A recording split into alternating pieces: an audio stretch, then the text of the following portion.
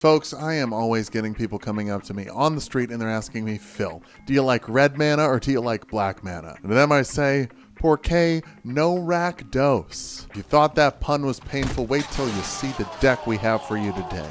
It's our Rakdos deck for Commander I Hardly Know. And it's Zoyowa the Lava Tongue. I know you're leaving that in there. I know, there's no point in me trying to say it right. Zoyowa the Lava Tongue is a 2/2 with Death Touch for 1 black and 1 red mana, which means you should have this boy out on turn 2. Boy might not be the right term. There is no gender for Zoyowa the Lava Tongue in the lore or on the card. So I've decided my headcanon is that this little gremlin is all gender. Good for them, she, her, and it. Zay and Zem, forever and ever. Amen. Zoyowa uses the descend mechanic, meaning that if you have a permanent that goes into the graveyard on your turn, whether from sacrificing it, discarding it, or if it just dies in combat, milling also would work. You get a special little effect. At the beginning of your end step, if you have descended this turn or gone down, that means that every opponent needs to make a choice. They can either sacrifice a permanent they control, discard a card, or Zoyowa will deal 3 damage to them. It's a fun little minigame to add to your game of Commander. If by a fun little minigame, you do mean torture. This guy is just the Jigsaw secret layer, Jigsaw Universes Beyond. You know, when's that coming? I don't think that would be very good. Sincerely though, the whole reason I put this deck together and the reason it's one of my favorite decks is because this is my Jigsaw Universes Beyond deck. Which means we've got thematically appropriate cards galore. See if you can spot them. So the most important thing for Zoyowa is making sure you do descend and making sure you do descend on each of your turns. Which means we're looking for 2 things. Meat and grinders. There's a joke here about trying to find meat on grinder, but I am too cishet to make it. Please make it in the comments, because I know my audience is a veritable pride parade, and good for all of you. I love all of you. I'm the DEI hire in my own community as a cishet man. First, let's talk about grinders. These are things that are going to make opportunities for you to descend. Now, if you actually play Magic the Gathering, unlike most of my audience, and you are not new to it, you might refer to this as a sack outlet, which is obviously less sexual than grinder. Viscera Seer loves to sack, letting you sacrifice a creature to scry 1. The scrying is not the good thing, that's just extra. I love how sacrificing a creature is meant to be like this risk you do, like, oh, you know, but maybe it'll be worth it for the thing I get out of it. And then, like, immediately they were like, well, here's cards that make dying creatures good for you. Braid's Cabal Minion would be a great meat grinder, forcing every player to sacrifice a land, creature, or artifact at the beginning of their upkeep. But unfortunately, Braid's Cabal Minion is banned.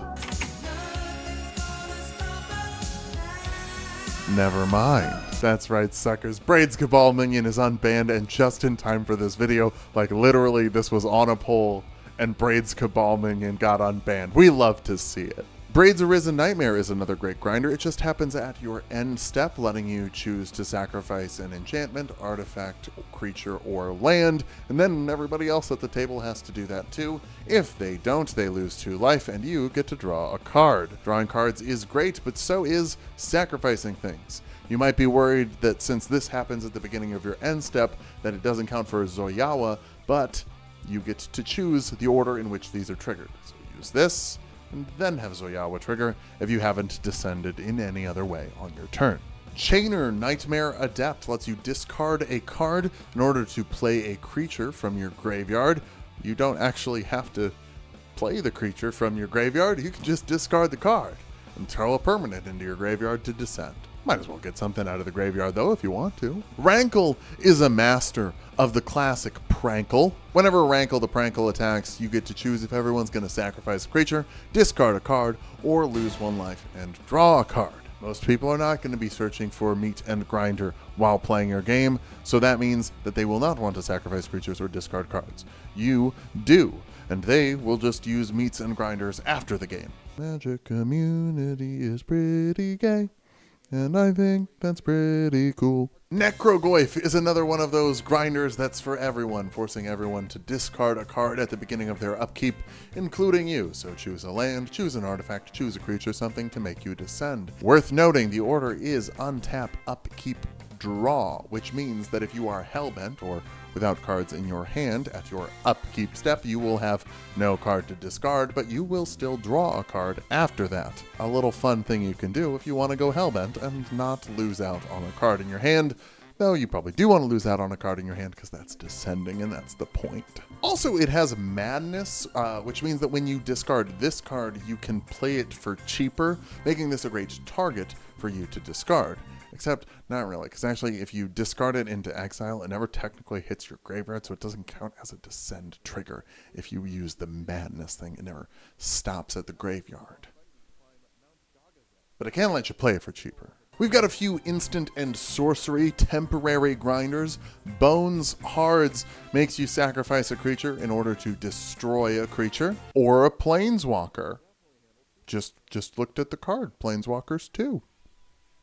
What do you know about that? Faithless Looting is a classic, having you draw 2 cards, then discard 2 cards. As long as one of those is a permanent, you have Descended. It also has Flashback, so you can cast it from your graveyard if you really need that Descend trigger. Grab the Prize. It doesn't look like it's a Saw card. Yeah, you get to discard a card in order to draw 2 cards, and if you discard something that's not a land, it deals 2 damage to each opponent. Discard a creature or something. There's plenty of good creatures for you to discard. We'll talk about them when we talk about meat. Victimize has you sacrifice a creature in order to get 2 creatures out of the graveyard. There's probably going to be a lot of creatures in your graveyard, and you can kill something pretty easy. Hell, you can kill Zoyowa. Zoyowa's only 2 mana. If you kill Zoyowa yourself, you only got to pay 4 mana to put Zoyowa back out there. They're a great target for ritualistic murder. Dread Return, same thing. If this is in your graveyard, you can use the flashback cost to just kill 3 of your own creatures to bring something out of your graveyard. There's a few bigger creatures that might be worth pulling out of the graveyard, but honestly, you might just use this with some tokens you make later in order to, like, get your Descend trigger. Maybe. I don't know. Blasphemous Act is a board wipe. It'll also help you descend, because it deals 13 damage to every creature. 9 mana seems like a lot. It'll never cost 9 mana though, because it costs 1 less colorless mana for every creature that's on the board. If you're playing in a 4-player game and you hit the Blasphemous Act, I've never paid more than 2 mana for this. Just saying. Corrupted Conviction blows up one of your creatures to help you draw 2 cards. Village Rites blows up one of your creatures so you can draw 2 cards. Sound familiar? It should. Deadly Dispute blows up one of your creatures to draw 2 cards. Sound familiar? It should, but also you draw a treasure token. You don't draw a treasure token unless you're using an infinite token. You just make a treasure token. But if you're using an infinite token, you know, draw like a money symbol or something. Thrill of Possibility has you discarding a card to draw 2 cards. Discard a permanent, that's descending. Big Score has you discarding a card to draw 2 cards and make 2 treasure tokens. It's like Thrill of Possibility, but with treasure. And it costs more mana. Saw is not as good of a card as Ashnod's Altar, but Ashnod's Altar isn't in this deck because it would have made it really expensive. I'm sure one of the decks we'll use for this series is going to use Ashnod's Altar, so I probably should have just put it back in here, as well as Phyrexian Altar. Those are just really good sack outlets. They're great cards. They're just very expensive cards. So I'm using Saw, which is a bad card. It's not very expensive though, and it fits with the Jigsaw Secret Lair theming. It's an equipment. You equip it to a creature, they get +2/+0, and then whenever they attack, you can choose to sacrifice another creature. If you do, you get to draw a card. It's a Saw. You can hand this Saw to Zoyowa. They have Death Touch, you know? People don't want to block something with Death Touch. You could hand it to Rankle the Master of Prankle, who's already got Flying and Evasion. There's a few good targets you could have carrying this Saw around. Brass's Tunnel Grinder will have you discarding cards, then you draw X plus that fuck. Brass's Tunnel Grinder will have you discarding an amount of cards from your hand, then you get to draw that many cards +1. It's got Grinder right in the name. It was built to get rid of your permanents and get you some card advantage. Then, if you've descended on your turn, you put a counter on it. When you put 3 counters on it, you get to turn it over, and it becomes a cool land. That land taps for 1 red mana, but if you use that red mana to cast a spell, you get to discover that spell's mana value, which gets you some more card advantage, which is pretty fun. This is just one of my favorite cards. I think Brass's Tunnel Grinder is so fun. I try and put it in like every red deck, and this one's specifically about descending, so it's got to be in here. Mazzalanti, the Great Door. It's a door, it's great. You tap it to draw a card and discard a card. Discarding a card can get you your descend trigger, but also if you have 4 or more permanent types in your graveyard, you can pay 4 mana and flip this over. Then it becomes a land that taps for X amount of mana of any one color, where X is the number of permanents in your graveyard.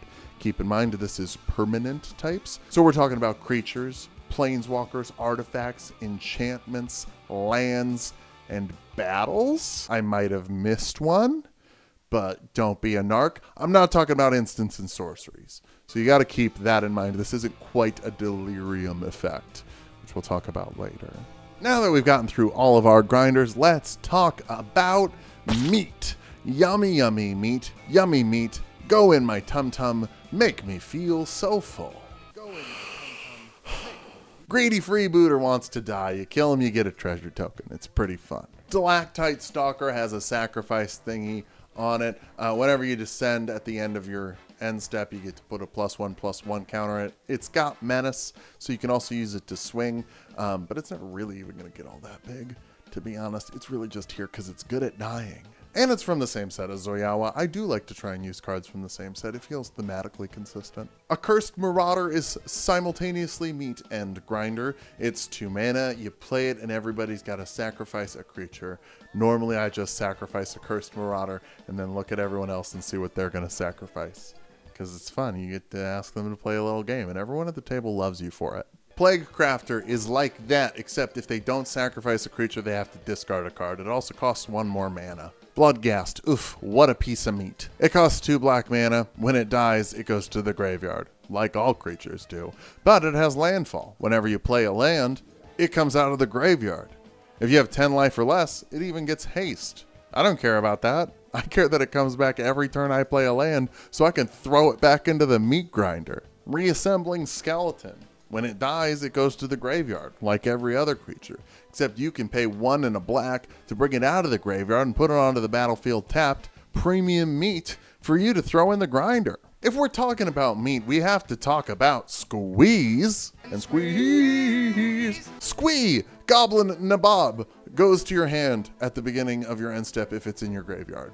Which means that if you killed it, you can just play it next turn and kill it again. Squee the Immortal is kind of the same thing, except you can just play it from exile or from your graveyard, which also means that if someone hit Path to Exile or Swords to Plowshares on it, you can still play this card. It's one of very few cards you can do that with. And what is he rewarded with? A trip to the meat grinder. Solemn Simulacrum is expensive meat, but the expensive meat's always the good meat. When this meat hits the board, you get to get a basic land and put it onto the battlefield, and when you meet this meat into some meat, you get to draw a card. Drawing cards is great. Ingot Chewer has an evoke cost of 1 red mana. It's Trapinch from Pokemon, and it dies just as fast. Trapinch is not a bulky Pokemon. You hit 1 red mana, this comes out, destroys an artifact or enchantment, and dies. Goes to your graveyard. That's a descent trigger. Shriekmaw, kind of like that, but it's in black. It costs 2 mana, and it destroys a non-black creature. Creature also can't be an artifact creature, just double checked. Troll of Khazad-dûn costs 6 mana. You're never paying it. You're gonna swamp cycle this guy. That means you pay 1 mana while he's in your hand, you throw him in the bin, and you grab a swamp and you put it in your hand. This guy is a 1-drop spell that says tutor for a swamp and descend. I would play that card in this deck, actually. I would play a card that did that in this deck, because that is what this does. Now, eventually, if you just have 2 creatures in your graveyard and one of them is this one and you want to hit a Victimize, yeah, 6/5 isn't bad. They need 3 creatures to block it, so, yeah, this is a pretty good swinger. I wouldn't pay 6 mana for it, but, if you got Victimize, it's a decent Victimize target. Now, all this is very, very fun, but it's not really trapping people like John Kramer the Jigsaw would. So what we need to do is make all of this worse. What do I mean by that? I mean value pieces. Enterprising Scallywag gives you a treasure at the beginning of your end step if you've descended. Now everything's a little more valuable. You get paid to be bad. Jury Master of the Review gets +1/+1 every time you sacrifice a permanent. That includes treasure tokens. That includes the lands we have in this deck that sacrifice. Oh shit, I should have talked about them in the meat. Okay, let's talk about meat lands. Oh, but let's finish talking about Jury first. When Jury dies, he deals damage equal to his power to any target. So if he gets very big, and killing him is funny. Also, he's not a clown. You know what? Sorry, we're going to talk about the meat lands in a second here, but he's not a clown, and Mardu clowns should be an archetype, because we got the Jolly Balloon Man hanging out in Boros doing clown shenanigans over there, but you can't put him in anything, and then there's a bunch of clowns from the Unfinity sets that are actually legal clowns, but they're in, like, red. And yeah, so sorry, I just think we should have Mardu clowns. Okay, let's talk about meat lands. I'm not going to talk about all of these, but we're basically looking for lands with cycling, like Ash Barrens or Canyon Slaw, much worse than Coleslaw. We're looking for sack lands, like Bloodstained Mire, Fabled Passage, and Evolving Wilds. Whenever they blow up, that counts as a descend trigger. Pretty great. And we're talking about caves, which were part of Ixalan. The hidden necropolis and hidden volcano specifically. You can pay 5 mana to discover 4 after sacrificing these. It's something to do if you're hellbent and you got nothing else to do with the cards in your hand because you don't have any cards in your hand, and you get a descend trigger. So I put those in here. Anyway, those are the meat lands. Let's get back to making things worse. I have ADHD, and so all of this shit comes out of order. Kroxa, the Titan of Death's Hunger, has to be sacrificed if you don't pay his emerge cost. So he costs 2 mana, or that's what it seems like, but then he just dies. Now, whenever he enters, everybody has to discard a card, or they lose 3 life. Sounds kind of like Zoyowa, right?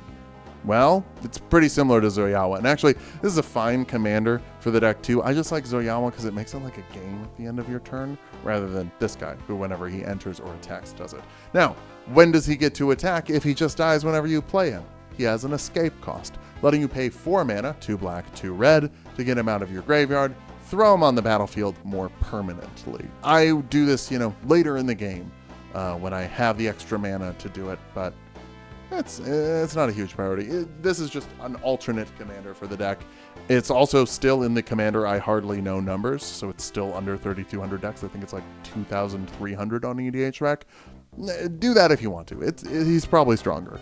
But I'm not about making strong decks. I'm about doing a tribute to, a pretty mediocre horror franchise. If I'm being objective. I love it, but a lot of them aren't great. The Raven Man lets you pay 4 mana to force all of your opponents to discard a card. What we're trying to do by forcing everyone to discard a card is limit their options so that they can't really do anything to remove any of the pieces that are making them suffer more. Also, whenever anybody discards a card at the beginning of your end step, the Raven Man gets to make a Raven. It's a 1/1 bird. Now, worth noting, killing tokens does not count as descending. Yes, they do hit the graveyard on the way out, but descending specifically says it has to be a non-token creature. It's a totally understandable mistake to make, but yeah, sacrificing treasures, sacrificing birds, and it's not descending. It doesn't count. Mayhem Devil does 1 damage to any target every time you sacrifice a permanent. That's sacrificing your lands, that's sacrificing your creatures.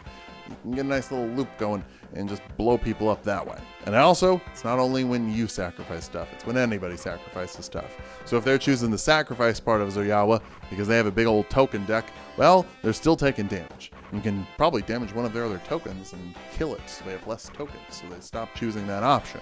Watch out, this next card is sus. It's Amogus, God of Slaughter. If you remember Ifara, God of the Polis from last week, this is the Rakdos version of that. It's indestructible, and it doesn't exist unless your devotion to Rakdos, that's red and black, is 7 or greater.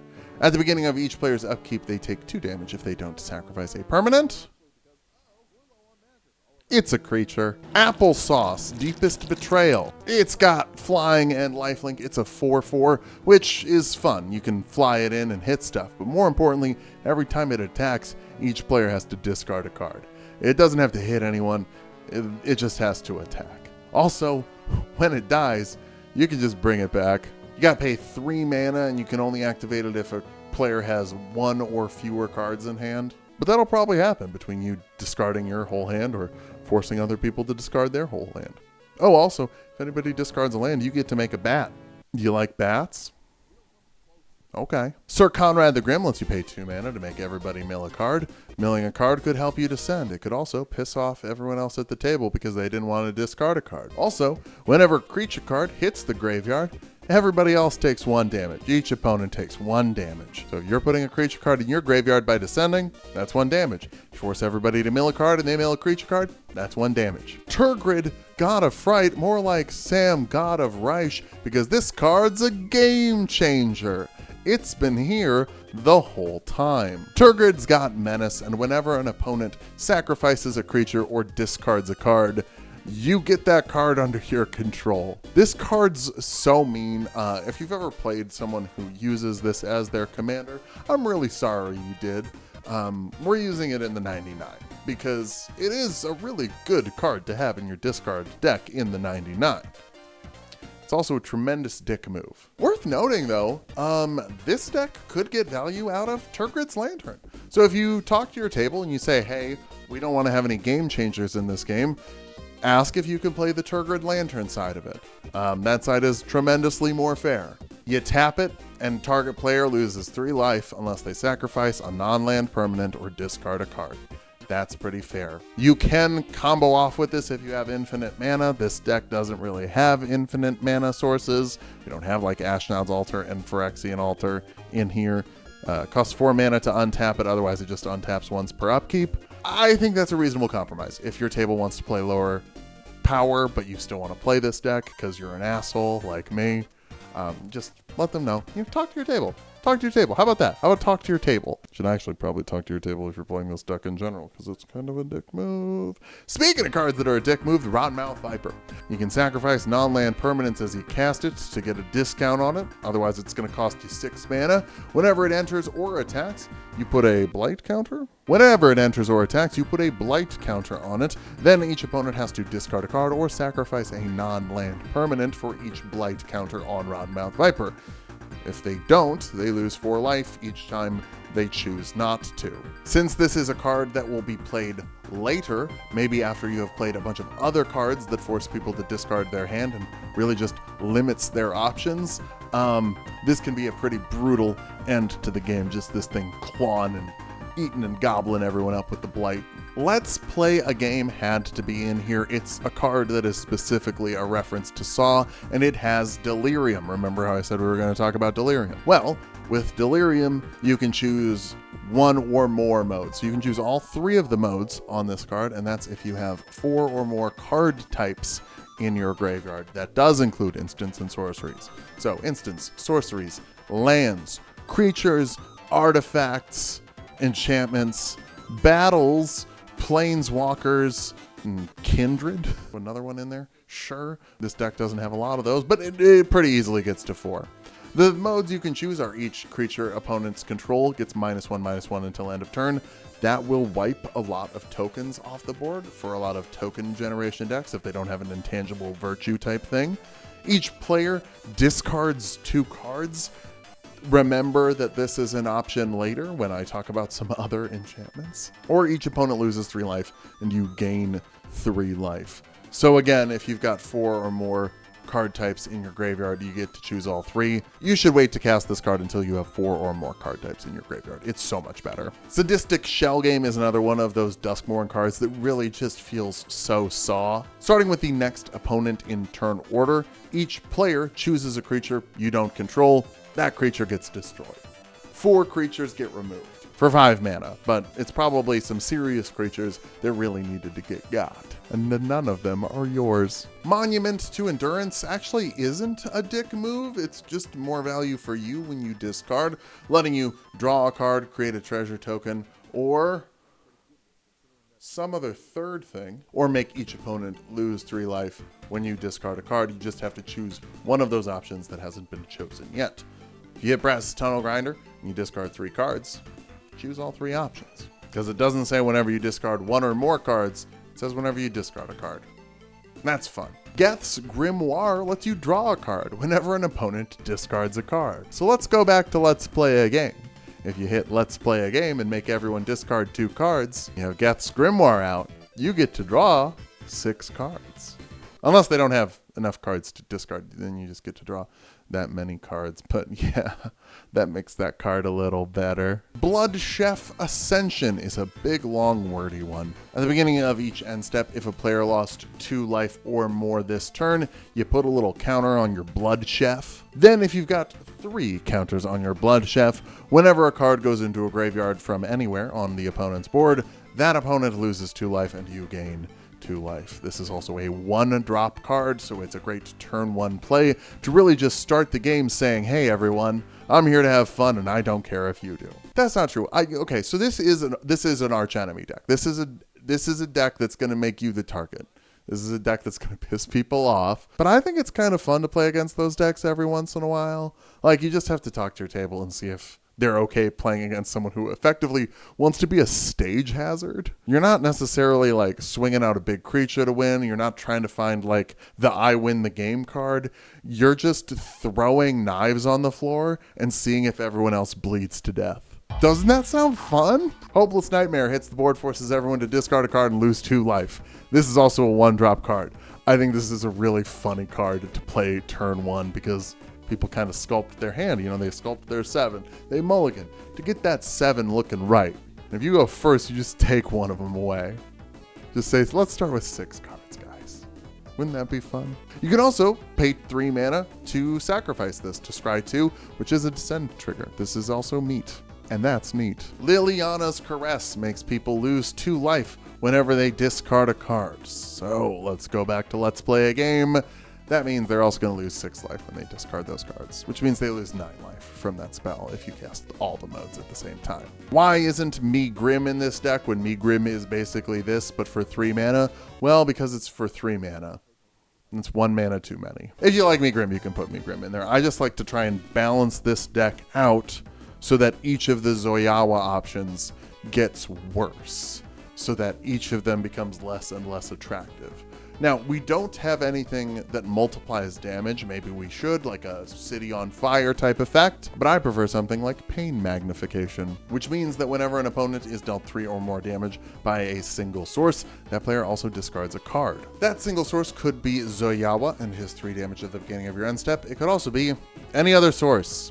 It doesn't even have to be a card you control. Oppression.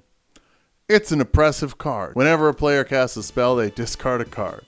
That includes you, but you kind of want to discard cards. And also, if you only ever have 1 card in your hand, this doesn't apply to you anymore because it doesn't add it as an extra effect. It's an effect that happens because you played the spell. It's not an extra cost, it's an effect. You have 1 card in your hand and you play that spell, you don't have to discard a card. It just kind of makes everyone play with whatever card's on the top of their deck. They really gotta trust in the heart of the cards. Finally, Waste Not gives you some bonuses depending on what your opponents are discarding. If they discard a creature card, you get to make a 2/2 black zombie. If they discard a land card, you get 2 black mana. And if they discard a non-creature, non-land card, you get to draw a card. It's worth noting that if they're discarding because of the Zoyowa trigger on your end step, that 2 black mana is gonna go nowhere. Unless you have an instant that uses black mana, and then it would go to that. You could use it for that instant. There's some other cards, some other effects in here, specifically stuff to kind of pull things out of your graveyard so that you can cast more things. Oversold Cemetery, Reanimate, I already talked about Victimize. But for the most part, we're just making a meat grinder, throwing things in it, and seeing if everyone trips on all the blood and knives on the floor.